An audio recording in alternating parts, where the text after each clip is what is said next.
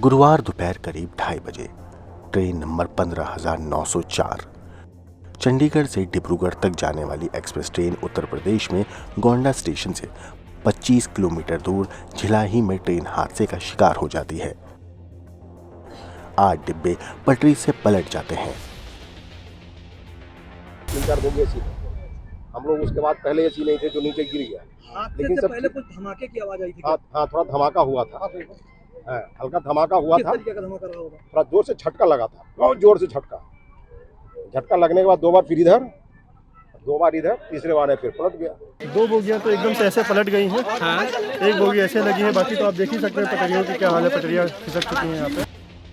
मगर हादसे के तुरंत बाद जब तक राहत लेकर मेडिकल ट्रेन पहुंचती, राहत बचाव दल पहुंचता, लोग खुद को और अपने रिश्तेदारों को सुरक्षित करने के लिए पलट चुकी ट्रेन के डिब्बों के दरवाजे और खिड़कियों से निकलने की कोशिश करते दिखे। ट्रेन चलते चलते थोड़ी खड़खड़ाहट की आवाज आई और उसके बाद डिब्बे सारे बैलेंस होकर कुछ डिब्बे पलट गए। मुश्किल से 20 से 25 सेकंड का पूरा टोटल टाइम लिया होगा। 20-25 सेकंड में पूरा काम हो गया। कितने डिब्बे पलट गए? भैया 5-6 डिब्बे तो दिख रहा है।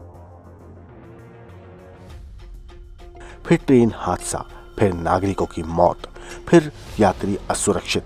सवाल सियासत में उठने लगा। कांग्रेस अध्यक्ष मल्लिकार्जुन खड़गे से लेकर ममता बनर्जी तक सबने बस एक ही सवाल पूछा कि यात्रियों की सुरक्षा सबसे जरूरी है, ये सरकार कब समझेगी।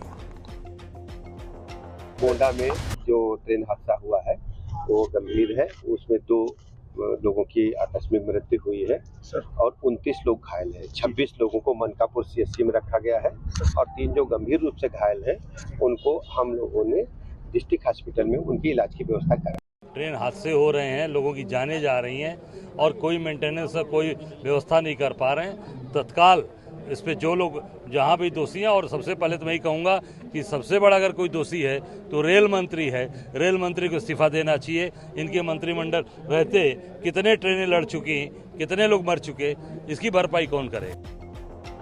सवाल उठा कि हादसा कैसे हुआ।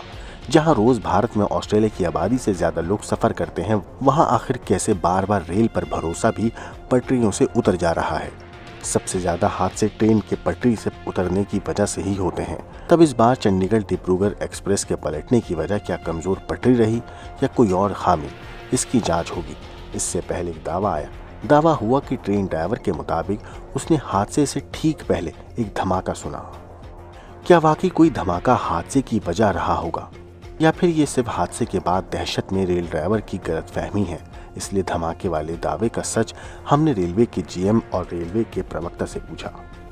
जीएम और रेलवे प्रवक्ता ट्रेन से पटरियों के उतरने से पहले धमाका या तेज आवाज के दावे पर फिलहाल सिर्फ जांच की बात बताते हैं। इसी जगह पर जब रेस्क्यू ऑपरेशन शुरू होता है तो संवाददाता हमारे समर्थ वहां पहुंचे। उन्होंने यहाँ धमाके वाले दावों का सच पता करने की कोशिश करी।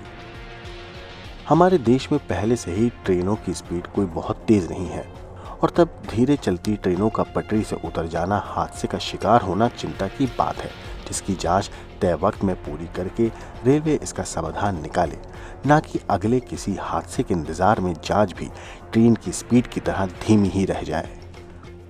ब्यूरो रिपोर्ट, क्राइम तक।